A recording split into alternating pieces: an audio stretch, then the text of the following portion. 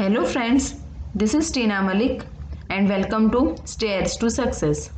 Friends, हमने best MCQ plus previous year questions की series start की हुई थी।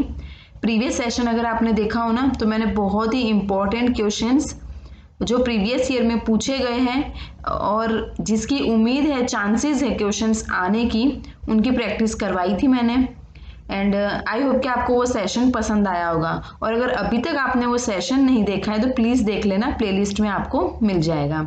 आज भी हम बेस्ट एमसीक्यूज ही करेंगे जिसमें मोस्ट इम्पॉर्टेंट क्वेश्चंस हम डिस्कस करेंगे, प्लस जो प्रीवियस ईयर में पूछे गए हैं उन क्वेश्चंस को भी हम डिटेल में डिस्कस करेंगे।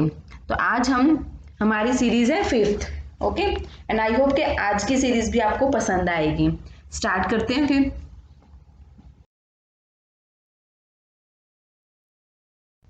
फर्स्ट क्वेश्चन देख लेते हैं।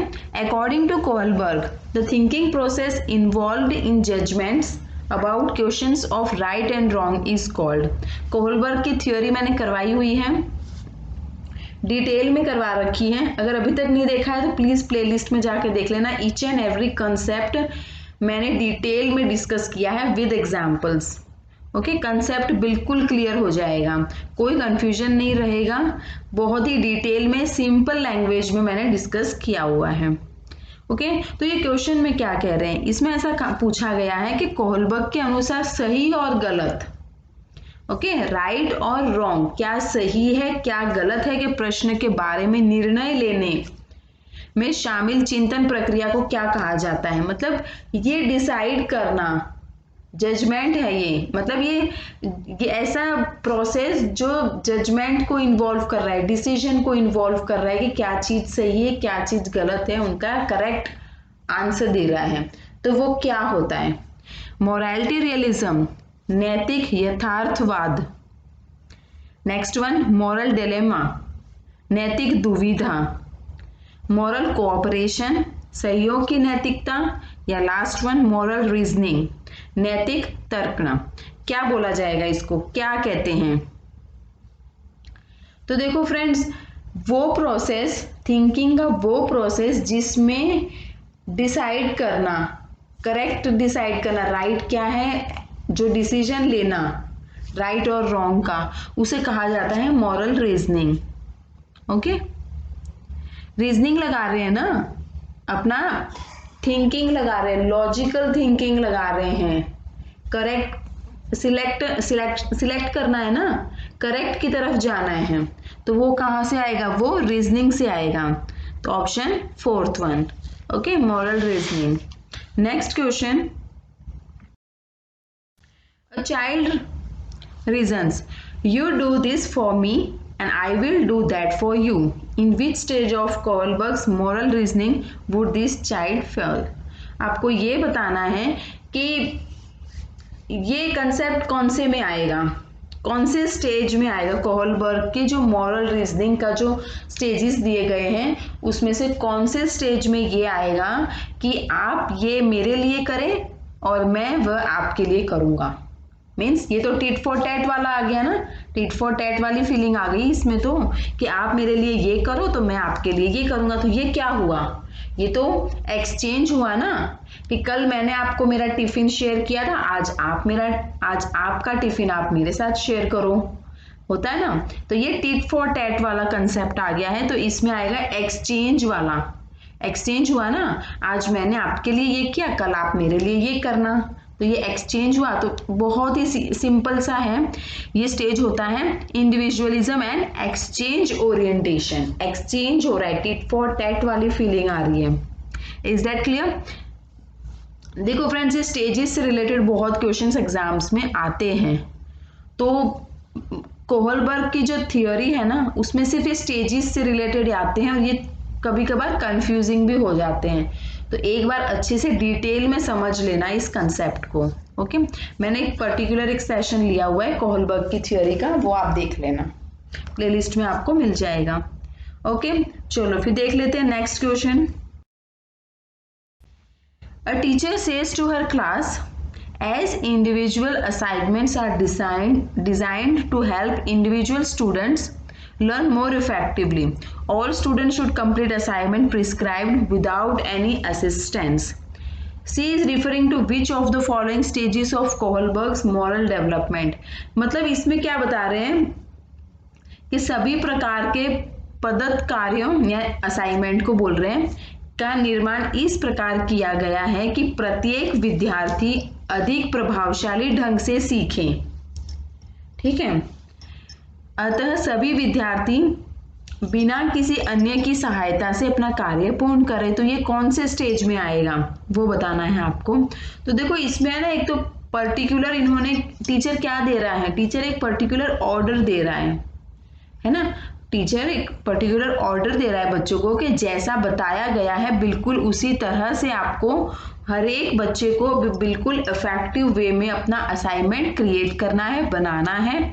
ओके, एंड किसी की हेल्प लिए बिना, सिर्फ खुद से करना है, किसी की हेल्प नहीं ले सकते आप।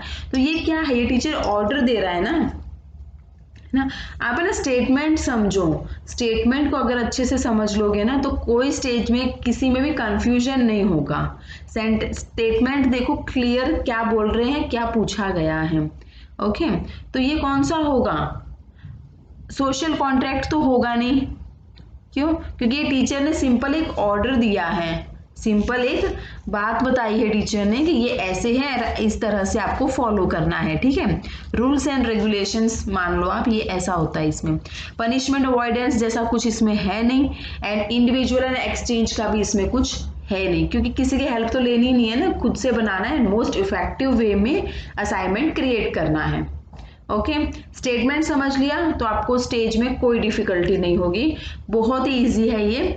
First one law and order, conventional stage है, कानून और व्यवस्था। Is that clear? I think Kohlberg के थ्योरी मानो चलो है डिफिकल्ट, लेकिन एक बार कंसेप्ट डिटेल में समझ लोगे ना तो कहीं कंफ्यूजन नहीं रहेगा आपको। Okay, next one, how many stages of moral development are given by Lawrence Kohlberg. देखो ये फ्रेंड्स क्वेश्चन दिखता बहुत ही सिंपल है, पढ़ोगे तो भी सिंपल लगेगा, लेकिन कंफ्यूजन होती है इसमें। क्यों? क्योंकि एग्जाम में कई बार स्टेजेस पूछ लिए जाते हैं तो कई बार लेवल्स पूछ लिए जाते हैं, इन दोनों के आंसर डिफरेंट होते हैं। ठीक है, अगर लेवल्स पूछते हैं तो 3 आता है, 3 लेवल्स हैं। ओके, एंड स्टेजेस कितने हैं? 6। Is that clear? ये क्वेश्चन का आंसर आप तभी दे पाओगे जब आपने ये थ्योरी डिटेल में समझी होगी। मैंने अच्छे से डिस्क्राइब किया हुआ था, अच्छे से समझा रखा है कि कितने लेवल्स है, कितने स्टेजेस हैं। तो अगर नहीं देखा है ना प्लीज वो सेशन देख लेना। तो इसका आंसर क्या होगा? डी, 6। ओके, 6 स्टेजेस हैं एंड 3 लेवल्स हैं।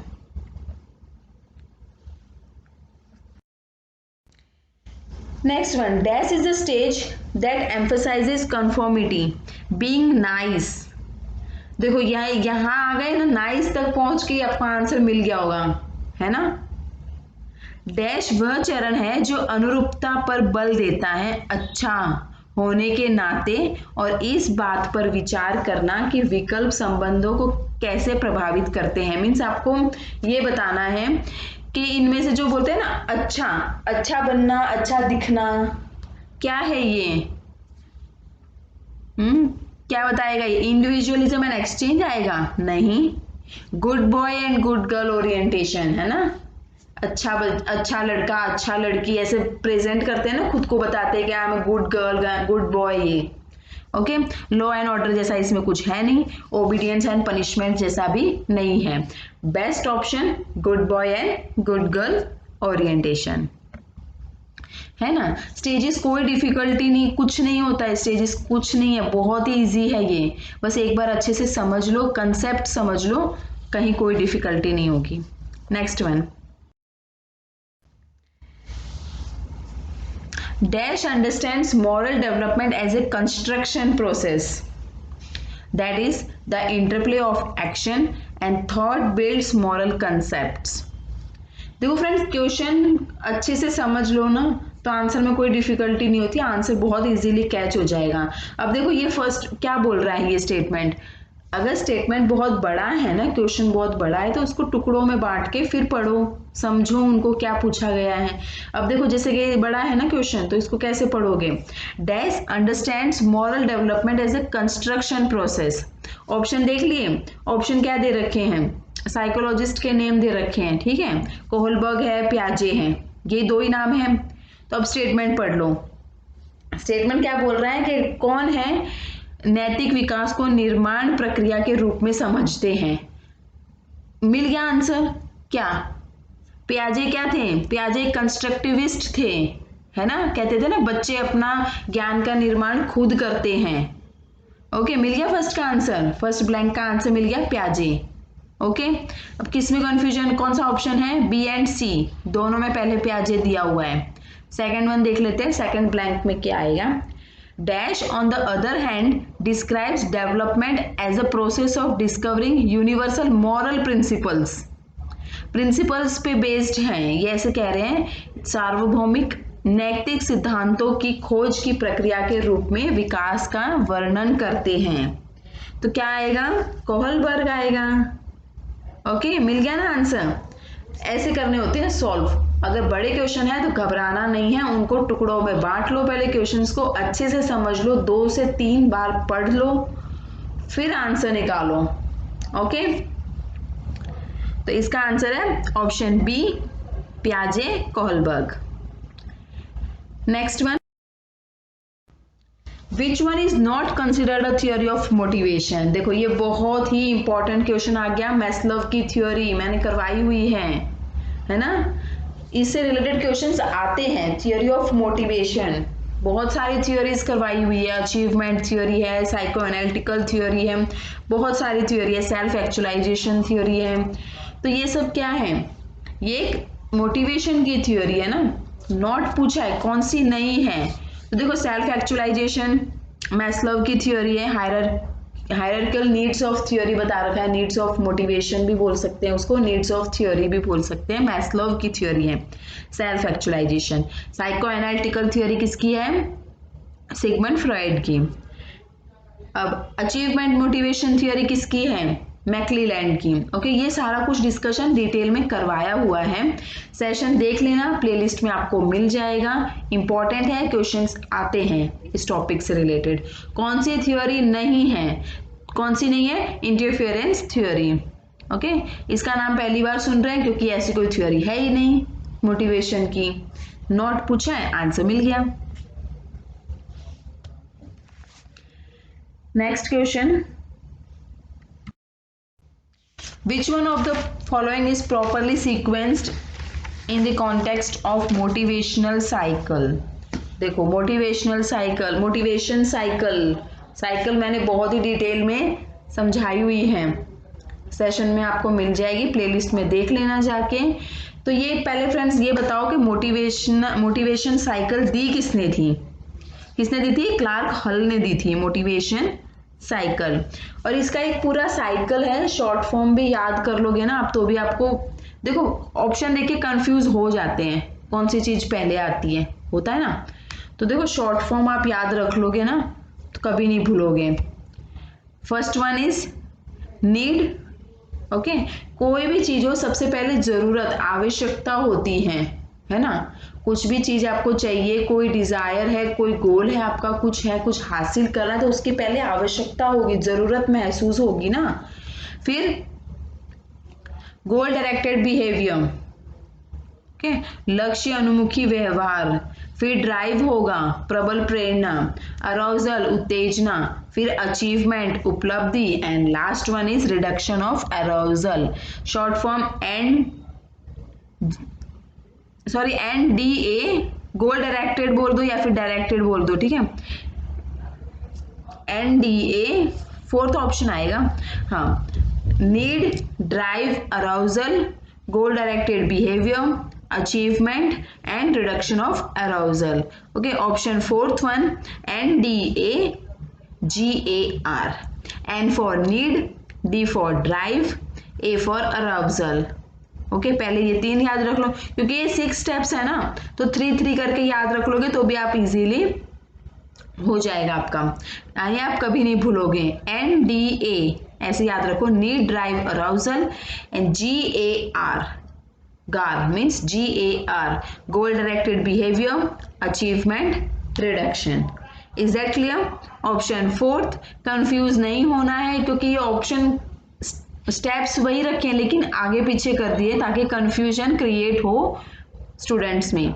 एग्जाम देने जाते हो तो बोलते हैं ना, ऐसे ऐसे क्वेश्चन सामने आ जाते हैं कि कंफ्यूज हो जाते हैं। ऑप्शन आता होता है, हमको पता है इसका आंसर ये है, फिर भी गलती हो जाती है, तो ध्यान से सॉल्व करने हैं क्वेश्चंस ये, ठीक है। Next, which of the following is not a factor affecting transfer of learning. Learning का, ट्रांसफर ऑफ लर्निंग का तो एक अलग से सेशन लिया हुआ है मैंने, मिल जाएंगे उसमें सारा कुछ, सब पॉइंट्स, सारा कुछ छोटा सा छोटा पॉइंट डिटेल में समझाया हुआ है, माइनर से माइनर पॉइंट। ओके, तो इन्होंने ये पूछा है कि सीखने के हस्तांतरण को प्रभावित करने वाला कारक नहीं है, कौन सा नहीं है। Previous knowledge applied to learning, ये तो होता है। Old learning applied to new, तो देखो प्रीवियस नॉलेज भी अप्लाई की जाती है, आगे कुछ नया सीखते हैं ना तो उसमें प्रीवियस नॉलेज भी चेक की जाती है कि कितना कुछ आपको उस टॉपिक से रिलेटेड पता है। Old learning apply to new means नया कुछ कंसेप्ट करा रहे हैं ना, तो उसको जो पुरानी नॉलेज होती है ना उसके साथ कनेक्ट किया जाता है, ये भी करेक्ट है। Learning apply to a real life task, सीखना एक वास्तविक जीवन के कार्य पर लागू होता है, मीन्स उनको रियल लाइफ सिचुएशन से जोड़ा जाता है। ओके, एक्टिविटीज ऐसी होती है जो रियल लाइफ से कनेक्टेड हो, करेक्ट है। कौन सा नहीं है, learning applied in a fixed situation where no transfer occur, मतलब एक निश्चित स्थिति में, मीन्स कोई फिक्स सिचुएशन पे उनको अप्लाई नहीं कर सकते, और ऐसी कोई जगह अप्लाई नहीं कर, फिक्स सिचुएशन पे नहीं कर सकते जहां कोई ट्रांसफर होता ही ना हो, कोई लेना देना ही नहीं है, ऐसा नहीं है। ओके, ऑप्शन फोर्थ नॉट पूछा है। Is that clear? चलो आगे देख लेते हैं। The period that initiates the transition to adulthood, वह अवधि जो वयस्कता के संक्रमण की पहल करती है उसे क्या कहते हैं? एडल्टहुड की पहल करती है। कब आता है एडल्टहुड? एडल्टहुड आता है एडोलसेंस के बाद, लास्ट स्टेज होता है ना एडल्टहुड, तो किसके बाद आएगा? एडोलसेंस के बाद, किशोरावस्था के बाद। नेक्स्ट क्वेश्चन,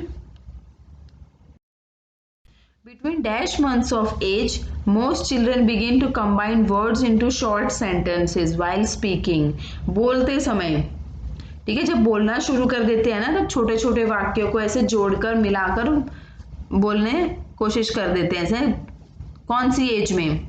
18 to 24 है ना, 18 से 24, 18 से 24। इजी है ये तो, देखो फैक्ट बेस्ड है, ये तो आपको याद रखना होगा। अगर सेशन नहीं देखा है अभी तक ग्रोथ एंड डेवलपमेंट वाला तो वो आप देख सकते हो, बहुत ही डिटेल में समझाया हुआ है। नेक्स्ट क्वेश्चन देख लेते हैं। In which of the following periods does physical growth and development occur at a rapid pace? बहुत ही जल्दी, तीव्र गति से, फास्ट होता है, कौन से में, कौन से टाइम पीरियड में? Infancy and early childhood, early childhood and middle childhood, middle childhood and adolescence, adolescence and adulthood. तो देखो फ्रेंड्स, ये जब आप देखोगे ना ग्रोथ एंड डेवलपमेंट में, मैंने सारे स्टेजेस बहुत ही डिटेल में समझा रखे, तो मैंने उसमें बताया हुआ है जो infancy and early childhood time period होता है ना, इसमें बच्चे की फिजिकल ग्रोथ एंड डेवलपमेंट बहुत ही स्पीड में होती है, रैपिड पेस पे होती है। Is that clear? देखो सेशन पसंद आ रहा है ना तो प्लीज लाइक शेयर कर दीजिए, अपने फ्रेंड्स के साथ शेयर कर लो जो भी टीचिंग एग्जाम्स की प्रिपरेशन कर रहे हैं, क्योंकि ये आज के जो क्वेश्चन है वो बेस्ट क्वेश्चन है, सभी टीचिंग एग्जाम्स के लिए इम्पोर्टेंट है।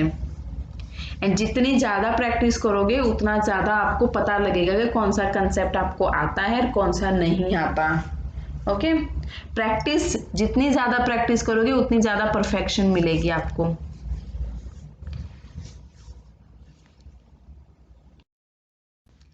Next one, children acquire gender roles through all of the following except, मतलब बच्चे डैश को छोड़कर अन्य सभी के द्वारा लिंग भूमिकाएं ग्रहण करते हैं। सोशलाइजेशन, सामाजिकरण, इससे तो होता है, समाज में रहेंगे तभी जेंडर रोल्स के बारे में पता लगेगा ना। कल्चर, ये भी करेक्ट है, संस्कृति, इनसे भी पता लगता है। मीडिया तो बहुत ही बड़ा रोल प्ले करता है, इससे तो बहुत ही ज्यादा मालूम लगता है जेंडर रोल्स के बारे में। तो कौन सा नहीं है? Tuition, tutoring, okay.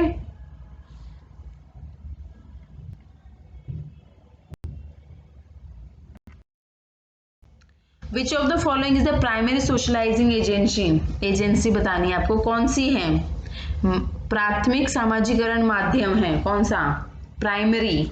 देखो फ्रेंड्स, बहुत बार बताया हुआ है ये सोशलाइजेशन टॉपिक, जब मैंने कराया था ना सामाजिकरण टॉपिक, तब भी मैंने बहुत बार रिपीट किया हुआ है कि फैमिली हमेशा प्राइमरी होती है, ओके।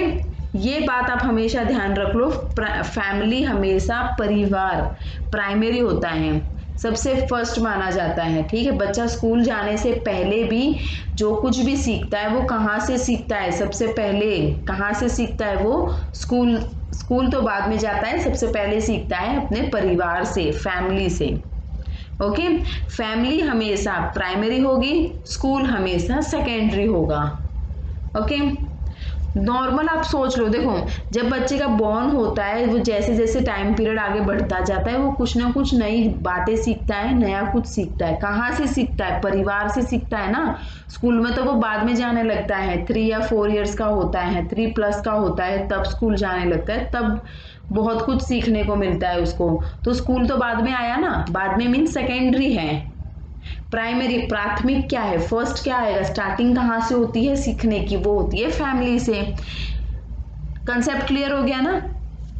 प्राइमरी एंड सेकेंडरी बहुत पूछे जाते हैं क्वेश्चंस, और ऐसे ऑप्शन डाल देते हैं ना कि कंफ्यूज हो जाते हैं। आपको बस एक बात याद रखनी है, फैमिली हमेशा प्राइमरी होगी, स्कूल हमेशा सेकेंडरी होगा, ओके। Is that clear? चलो नेक्स्ट क्वेश्चन देख लेते हैं। Which of the following are examples of secondary socializing agency? Secondary बताना है। अब देखो ऑप्शन ध्यान से देख लो, अभी मैंने समझाया, बस समझा के हटी हूं मैं, प्राइमरी एंड सेकेंडरी, ओके। तो अब आपको इस ऑप्शन में से निकालना है बेस्ट ऑप्शन, करेक्ट ऑप्शन कौन सा है। Family and neighbourhood. अब फैमिली एंड नेबरहुड तो अपने सिलेक्ट कर नहीं सकते क्योंकि फैमिली तो प्राइमरी होता है, first option cut. Second one, family and media. Family तो हो ही नहीं सकता क्योंकि वो तो प्राइमरी होता है, second option cut. Third one होगा कैसे? क्योंकि मैंने अभी बताया था प्राइमरी हमेशा फैमिली होता है, सेकेंडरी हमेशा स्कूल होता है। मिल गया ना option third, school and media, secondary हुआ, ओके। पहुंच गए ना करेक्ट ऑप्शन तक। Next one, Which one of the following questions invites children to think critically? Critically सोचना है, मीन्स इनमें से कौन सा प्रश्न आप बताना है आपको, कौन सा प्रश्न सही है जो बच्चों को गंभीर रूप से सोचने के लिए आमंत्रित करता है। बच्चे को इनवाइट कर रहा है, बच्चों को ऐसा बोला जा रहा है कि आप बहुत ही डीपली सोचो इस क्वेश्चन के बारे में। बताओ कौन सा ऑप्शन होगा? What is the right answer? सही जवाब क्या है? तो इसमें तो कहीं सोच लगी नहीं, हो तो तुरंत बता देगा बच्चा, तो जो क्वेश्चन जो पढ़ा होगा वो तुरंत बता देगा, इसमें तो इतनी कोई डीप थिंकिंग लगी नहीं। Can you think of a similar situation? क्या आप इसी तरह की स्थिति के बारे में सोच सकते हैं? नेक्स्ट वन देख लेते हैं, what are the different ways in which we can solve this? विभिन्न तरीकों से हम इसे कैसे हल कर सकते हैं। Last one, do you know the answer to this?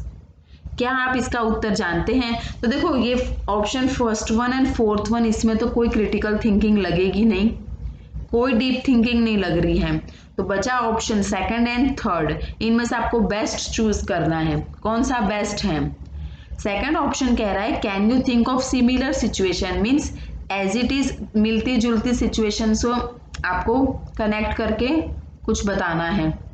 या फिर ऑप्शन थर्ड बोल रहा है आपको विभिन्न तरीकों से हमें इसे कैसे हल कर सकते हैं, एक प्रॉब्लम है उसको आप डिफरेंट वेज में कैसे सॉल्व कर सकते हो वो बताना है। तो बेस्ट ऑप्शन हमको मिल गया ऑप्शन थर्ड, डिफरेंट वेज बताने हैं। डिफरेंट वेज बताओगे ना तो आप बहुत सारे बच्चे ना बहुत से ऑप्शंस निकाल के दे देगा, बहुत से आंसर्स देगा ना, तो इसमें उसकी क्रिटिकल थिंकिंग लगेगी। मिल गया ना आंसर बेस्ट। पता है एग्जाम में कई बार ना ऐसे ऐसे ऑप्शन डाल देते हैं ना कि करेक्ट चूज करना बहुत मुश्किल होता है, लेकिन हमको बिल्कुल ही बेस्ट निकालना है। हो सकता है 2 ऑप्शन 3 ऑप्शन हमको सही लगते हो, लेकिन उनमें से भी हमको बहुत ही अच्छे से सोच समझ के बिल्कुल बेस्ट निकालना होता है। Okay, next one, the rights of persons with disability. ये PWD एक्ट और ये सब कुछ आ गया, करवाया था है ना मैंने। तो बताना है आपको, the right of person with disabilities act has been enacted in the year, कौन से ईयर में आया था ये? तो ये आया था 2016 में। पहले आया था PWD एक्ट, फिर आया था RPWD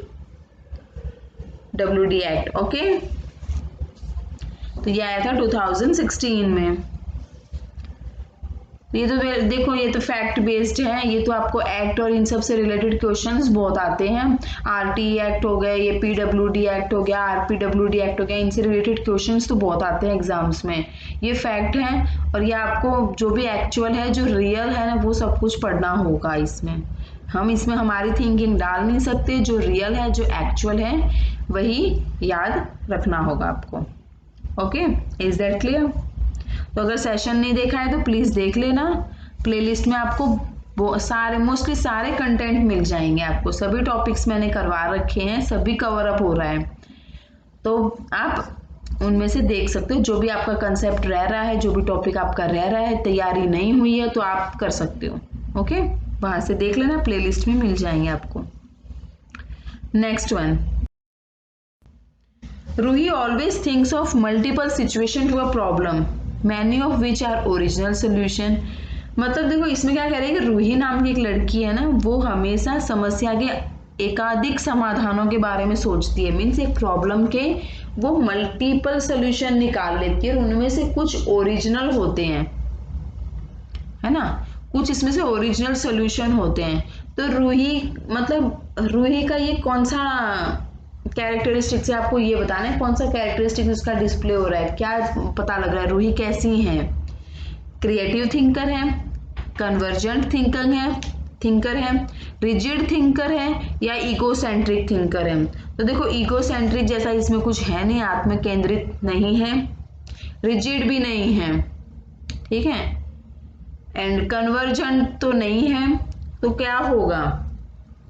कन्वर्जेंट तो वो होता है कि एक प्रॉब्लम का एक ही सोल्यूशन निकाल लें, एक प्रॉब्लम का एक ही सोल्यूशन प्रोवाइड करें, फाइंड आउट करें। तो ऐसा तो है नहीं, ये तो मल्टीपल बोल रहे हैं। तो क्या होगा? क्रिएटिव थिंकर है ना, वो क्रिएटिव है क्योंकि उनमें से कुछ सोल्यूशन तो ओरिजिनल भी होते हैं ना उसके, तो ये क्रिएटिव थिंकर है।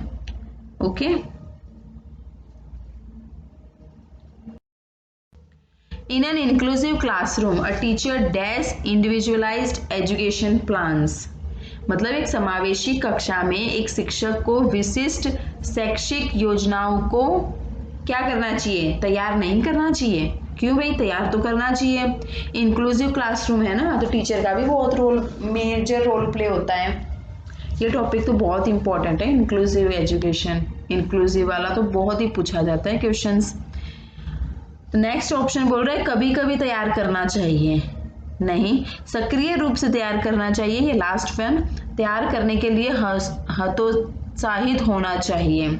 Should discourage the preparation, discourage तो करना ही नहीं है, इंक्लूसिव है, समावेशी शिक्षा है ना, तो डिस्करेज जैसा कुछ तो होना ही नहीं चाहिए। एक्टिवली प्रिपेयर करना चाहिए। इसमें teacher and student both actively role play करते हैं। Okay, last question, the concept of inclusive education as advocated in the right to education act 2009 is based on, किस पे बेस्ड है? शिक्षा का अधिकार अधिनियम 2009 में उल्लेख की गई समावेशी शिक्षा की अवधारणा निम्नलिखित में से किस पर आधारित है? बिहेवियरिस्टिक प्रिंसिपल, व्यवहारवादी सिद्धांत।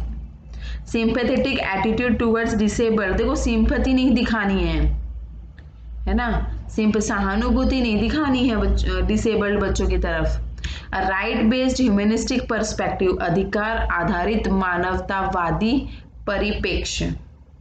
या last one, main streaming of the disabled by offering them primarily vocational education, means उनको व्यावसायिक शिक्षा उपलब्ध करा कर अशक्त बच्चों को मुख्य धारा में शामिल करना। ऐसा कुछ नहीं है, बेस्ट ऑप्शन जो है वो ये है, राइट्स बेस्ड ह्यूमनिस्टिक पर्सपेक्टिव, अधिकार आधारित मानवतावादी परिप्रेक्ष्य। Okay, option third. तो देखो फ्रेंड्स, ये थी आज की सीरीज एंड आई होप कि आपको आज का ये क्लास पसंद आई होगी। अगर पसंद आई है तो प्लीज़ लाइक कर देना एंड अपने फ्रेंड्स के साथ शेयर कर दो, मैक्सिमम शेयर कर देना, क्योंकि हेल्प हो जाएगी। जो भी टीचिंग एग्जाम्स दे रहे हैं ना, फिर चाहे वो CTET हो, HTET हो, UPTET हो, REET हो, अदर कोई भी टीचिंग एग्जाम हो, सभी के लिए बेनिफिशियल है ये क्वेश्चंस। बहुत ही इंपॉर्टेंट, बहुत ही बोलते हैं ना चांस है ऐसे क्वेश्चंस आने के, है ना। तो वो क्वेश्चंस मैं लेकर आई हूँ, तो प्लीज़ शेयर कर देना अपने फ्रेंड्स के साथ। एंड फर्स्ट टाइम इस चैनल पर आए हैं तो सब्सक्राइब कर लेना, बेल आइकन प्रेस कर लेना, ताकि आने वाले वीडियोस का, आने वाले सेशंस का आप तक नोटिफिकेशन पहुंचता रहे। मिलते हैं नेक्स्ट सेशन में, कुछ इंटरेस्टिंग टॉपिक लेकर आऊंगी, या फिर हो सकता है प्रीवियस ईयर के कुछ इंपॉर्टेंट क्वेश्चंस ही ले आऊं मैं, क्योंकि काफ़ी कंटेंट कर रखा है। अब हम हो सके उतनी ज़्यादा से ज़्यादा प्रैक्टिस करेंगे। अगर कोई कंटेंट रह रहा है तो मैं वो कंटेंट भी कंप्लीट करवा दूंगी। Okay, take care, bye.